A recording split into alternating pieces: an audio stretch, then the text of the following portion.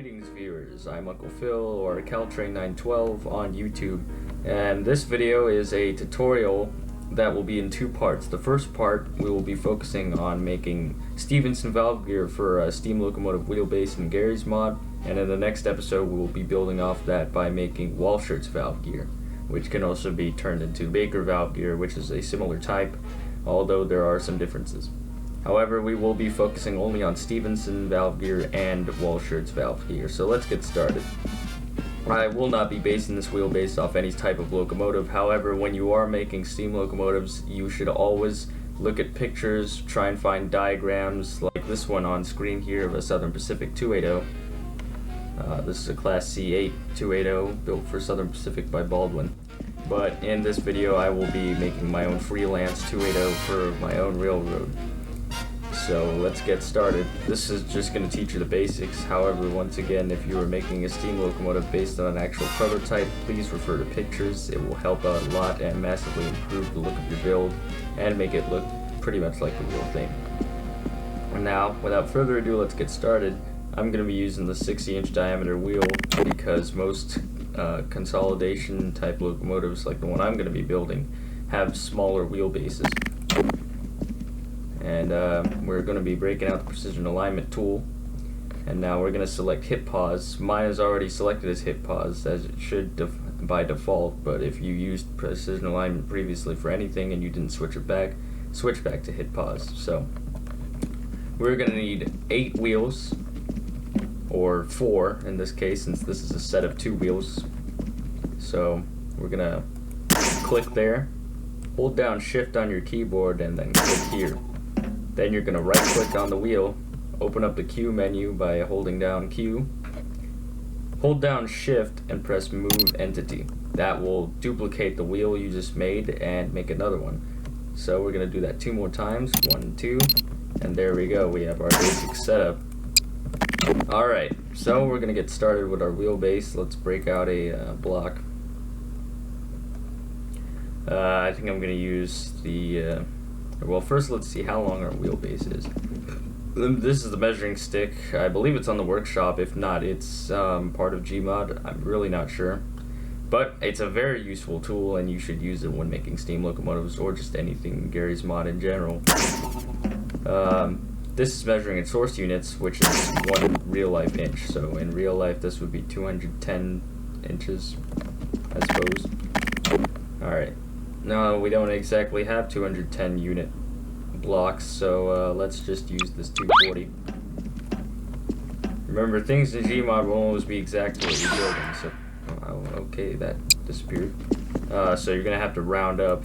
That's pretty easy. If you know basic math, rounding is just a breeze, you know. That's going to happen a lot when you're building steam locomotives. Not all we only have certain diameter drivers, and some locomotives have diameter drivers that are different from the ones we have in Garry's Mod, so you just gotta round up. Alright, so to place the block in the middle, we're gonna go to the precision alignment tool, get out mass center, hit there, or if you're doing a 6-coupled locomotive, you can just do it in the middle. Then select hit pause, shift, hold down shift, and then press your second point. I usually do it on the end, and there you go. Now, to make this look a little less weird, I'm going to push this in using the precision tool and try and get both sides aligned. Let's see, maybe one more. You don't have to do this, but this is my preference, and looks pretty good. They seem to be in the middle on both sides. Alright. Now we're gonna axis our wheels on. So we take out axis center, make sure rotation direction by second prop is the only thing that is ticked. Click there, and click there, click there, and there. And now you'll probably notice, why didn't you do these 2 wheels? Well, these wheels aren't going to be constrained by themselves. They are going to be constrained by a block or a gate, and I will show you what I mean in a second. So this is a 12 wide block. Since we're going to be going horizontal like this across, Just take something that isn't 12, you know, or whatever it is you're using. Make sure it's wider than the block, you know. So in this case, I'll just use an 18 or a 24.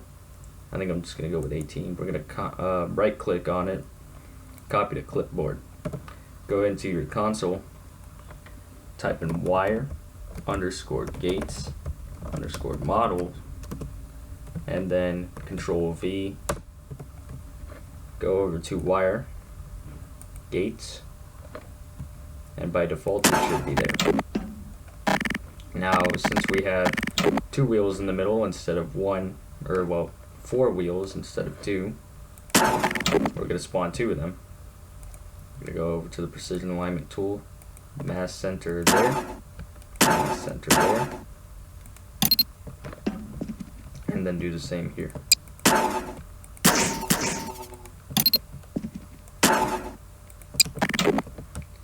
This is how I learned precision alignment from Magnum's tutorial. It's very, very easy to learn precision alignment, and that will really help you in the long run for building steam locomotives. And steam locomotives heavily, and I mean heavily, rely on using precision alignment tool.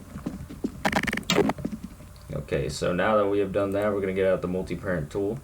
Before you parent, make sure remove constraints, disable collisions, and set weight are what should be ticked. Everything else you don't need to mess with, just leave them like they are. So I'm going to take this wheel, parent it to its gate. First you got to wait a few seconds so it'll parent properly.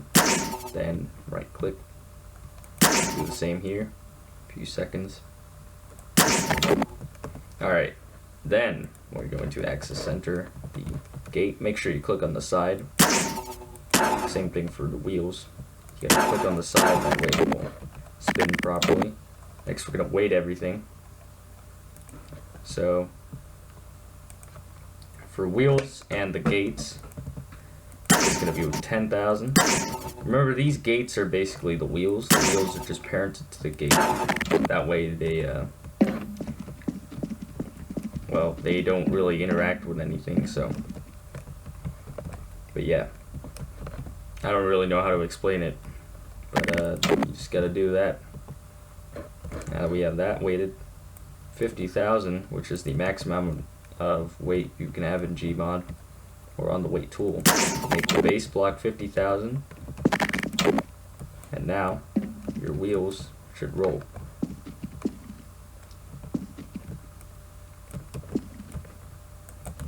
Alright, so basically the first part done. Now we are going to make all the wheels spin in unison. So, ball socket advanced constraint. I'm going to let you look at this setup very quickly. Feel free to pause and take a look and make sure everything is set correctly. Make sure free movement is ticked. And let's get this ball rolling. So, that goes to there. This gate to that gate, and this gate to that gate, and oh, gotta make sure everything's unfrozen. Voila, everything spins in unison now. So right now I advise you save using the Advanced Duplicator 2 tool, as I am going to do the same since I am building this base for my own locomotive and not just for demonstration purposes. Well, it's a bit of both, but you can area dupe or you can just do that. I recommend area duping, but for this case it still works if you right click on it. Go over to my folder full of bases and 280 base. I think this is the third 280 base I'm making. This also could count for a 282, you know. But I'm making this for a 280. Alright, now that we have that saved, we can continue moving on. We're going to be making the rods now. So, wait for that to load. Alright. I'd say a 9-cylinder would work. Yeah. Then we're going to break out the precision tool. Now I just do this because it's much easier and takes less time than Magnum's technique, which is making a line point using precision alignment. You can watch his video to see how that's done, but in this video I'm going to make it easier by just using the precision tool. I'm going to get it as centered as we can there. Same with here.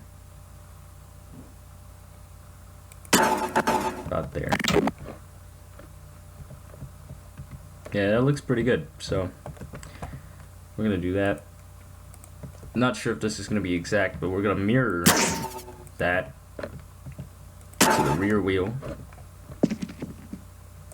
So we are going to go to the precision alignment tool, plane, hit pause, hit normal first, which you will place on the top there, and then hit normal, which will select your direction. Since we're going that way, we're going to just click it there. That makes it go that way.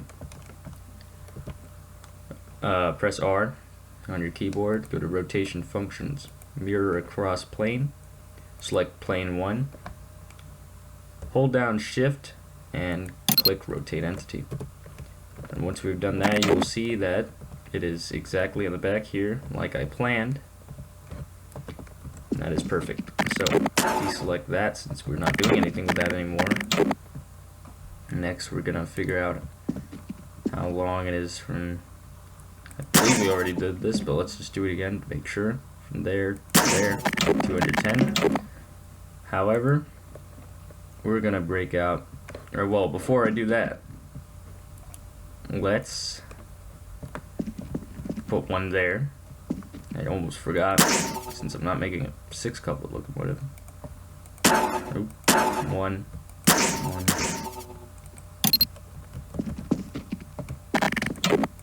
Now that duplicates us. Rather than spawning another prop, that saves some time. Make it as centered as we can. Again. From there. About there. Alright, and then we're gonna get out a wider one. 12 works good.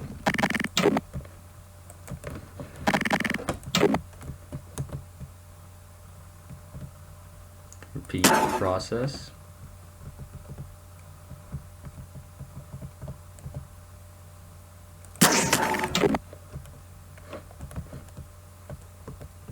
Doesn't matter if it's a little bigger than the wheel space there, that works just fine.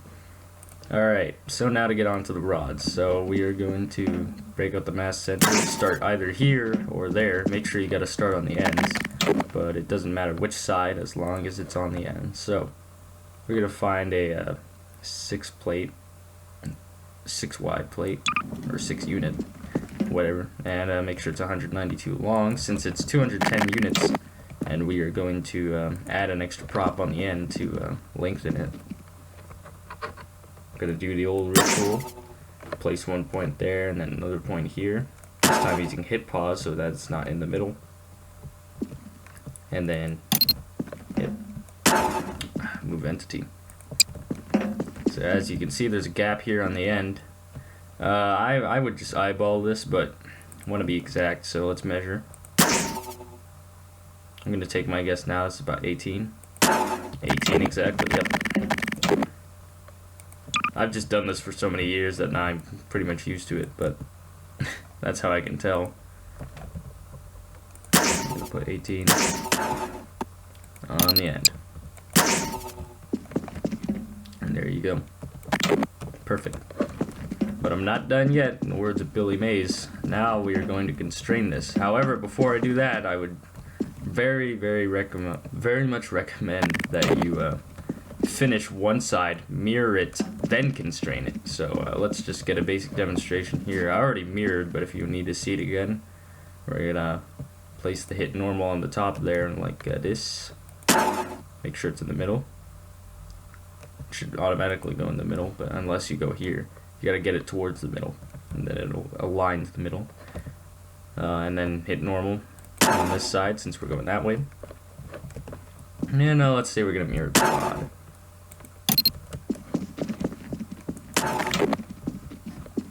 So you'll see that it's not aligned to the spot where the wheels are. However, that's okay, because later when you constrain one side, you can very carefully move it into position. Don't unfreeze the entire thing, only make sure that the rods and the wheels are unfrozen. You gotta do it manually, but it shouldn't take too long. And that will save you some time from rebuilding the entire thing on that side. But for demonstration purposes, I'm going to show you how to constrain it. So then we're going to get down to that. You break out the mass center, put a point there, then select hit pause, hold down shift and select the position there, so that the point is on the one is in the middle and one is on the outside. Oh. Go away sound. Alright. Next we're going to, oh, I almost forgot. Make sure you disable collisions. Don't use the no collide tool, for God's sake. That creates an extra constraint that you do not need. So make sure you just hold down C, right click on the base or any of the props. Or, well, it's certain props, like rods should not have collisions on, disable collisions, and on the base. And these wheels already have collisions disabled because you parented them to the gate, so they should not rub up against each other. But anyway, next we are going to select or right click on the wheel here, go back into precision alignment, select point 1 and attach, then go to the point 2, right click on the main rod, which is this long piece here, not this small piece, since we're not constraining to that. That's just to extend this rod, and then attach.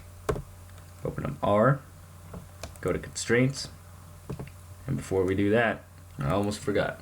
This is a technique that Magnum didn't explain in his old 5-year-old tutorial at the time this is being made. So this is something that many people miss, and in most people's tutorials they don't cover this. And I've gone over pretty much all the tutorials, and they all are like copies of Magnum's tutorial. This one is well, for the basics, it's like Magnum's tutorial, but I cover some things that he hasn't covered. This is one of those. So, hit pause, hit normal, the blue one, on the top here. Then hit normal. Since the rod is on this side, we're going this way. See how it's pointing straight out? That's what you should have. Next, go back to constraints, select point 1, point 2, and then line 1 axis, get straight. Now you're probably wondering, what does that do? Well, if you don't do that, your rods will tend to flex, so instead of going straight up and down like an actual rod would, it would just go sideways. And that's not what we want. We want this to behave like a real set of locomotive rods. And so when you do that line constraint stuff, that will make this rod go up and down. You will see later once we're all finished what that looks like. So we're going to repeat on the other side. I'm not going to go through this again since you basically just did it and you're just going to repeat. Once you're experienced like me, you can get this done in about under 15 seconds. There we go. Now you're wondering, why don't we constrain these ones? Well, we don't need to, because you only need this side and this side. So now you're going to break out a gate. Not this cube one, that I guess you could do that, but that'd still look weird. So let's just find a small gate. I usually like using these microcontrollers. And eventually later on, when you're all finished, you can just make these invisible using the submaterial tool. The mag train's invisible like this. That will work. So, anyway, now to parent these. Make sure you're not parenting this main rod, since that's what we're parenting to. Select all the props that aren't this main rod again. So that means these bearings on the end and there and such, and this extension piece. Then we're going to wait a few seconds. We basically already have, since I've been talking. And then we right click on the gate. Next, we're going to parent the gate to the rod. That way the gate doesn't flex around on its own, since the gate is just welded. you know, we don't want to weld. Since welds are unneeded constraints, you only need to weld when you need to, and we only weld once in this video, and you'll see that later. But now, if we unfreeze these wheels and the rods, you'll see that it moves. As you can see, these wheels are moving up and down. Or, I mean, these rods are moving up and down. That's what we want. Alright, so now we are going to break out I believe it's a connecting rod. These are coupling rods, and we are now going to get out a connecting rod. So, let's see. Crosshead should be about here, in the middle of this wheel. So, from here to there, that's 141 units. I'd say that's closer to 144 than 132. So, 144.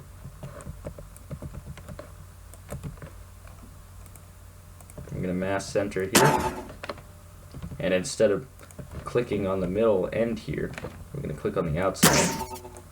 That way it's not centered, otherwise that would just rub up against this this coupling rod. So there you go, you're going to leave a gap there. We kind of overshot it, but that should be good. Yeah. Alright. Now we're gonna take out, hit pause, hit normal again. Put it on the side there, or just anywhere facing on the side there. We're gonna keep our points so that way when we rotate this, angle it, we can always reset it back to the position it was at. So we're gonna go to the R menu. This time we're gonna go to rotation, select line 1. As far as I remember, negative goes up, so let's start with 6. And see where that gets us. And pretty much, we want to get it centered with this wheel. We kind of overshot it, so let's go down by about 2. Overshot it again. So we're going to go up by 1. Maybe, you know, this part is all about experimenting. 7 hours later. That seems about good. Alright. Now we're going to constrain that. So, mass center here. Hit pause there. We're going to set up our line again, since we want that rod to move up and down as well. We are going to select, or no, this gate actually. The gate. Attach there. Point 2. We'll attach to there, and it should already be set up, so axis. Alright, now we're almost done. Let's get out a cylinder to represent the piston rod. 66 should do.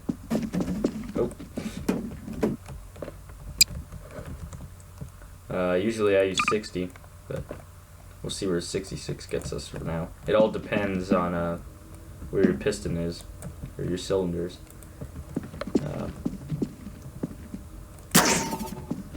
That way the piston rod doesn't shoot out the front end of the cylinder. And also so that it doesn't shoot out this way, you know. Want to make it like an actual cylinder, or a piston. So, hit pause there, and then hit pause here. Line that. Keep your point, because now we are going to get out constraints. This time we're going to ball socket. And these should already be selected as you saw earlier, and create constraint.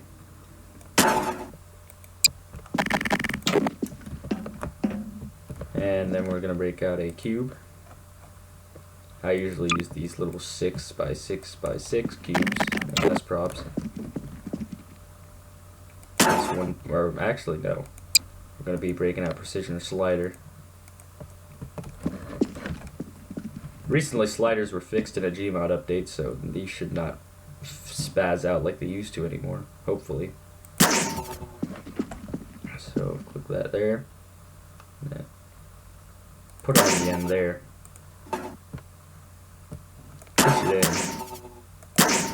Usually push it in by about 3 to 6 units. And then we're going to set the weight at 1000.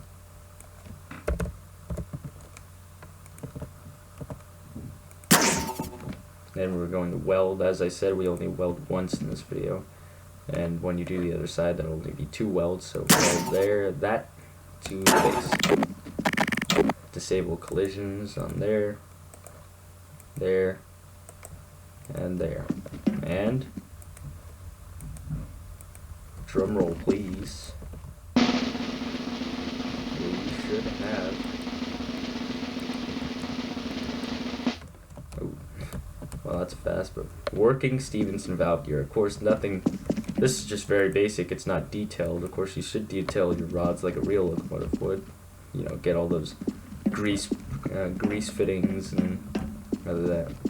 So this is basically the end of this tutorial, and or well, this part of the tutorial. In the next part, we will be covering Walshart's valve gear, which is built off Stevenson valve gear. But if you only needed to make Stevenson valve gear, that is that. Very, very simple. And yeah, I will leave a link to one of my friends, Seaboard's very, very well done guide on how to make steam locomotive details and such. And that'll show you how to detail your rods, like making bearings and all the grease fittings and such. But yeah, thanks for watching, and if you're sticking around for the Walshart's valve gear portion of the tutorial, the link for that will be in the description below. Anyways, hope this helped out, and thanks for watching. I'll see you later.